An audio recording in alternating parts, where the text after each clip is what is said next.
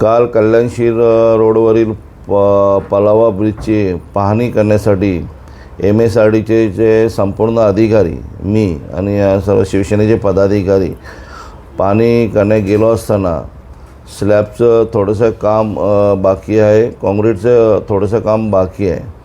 अधिकाऱ्यांशी चर्चा केल्यानंतर, तिथे प्रत्यक्ष पाहणी केल्यानंतर तो ब्रिज, पलावाज ब्रिज 31 मेपर्यंत पूर्ण करण्याचा आम्हाला शब्द दिलेला आहे आणि तो नक्की शब्द पाळते अशी मला आशा आहे.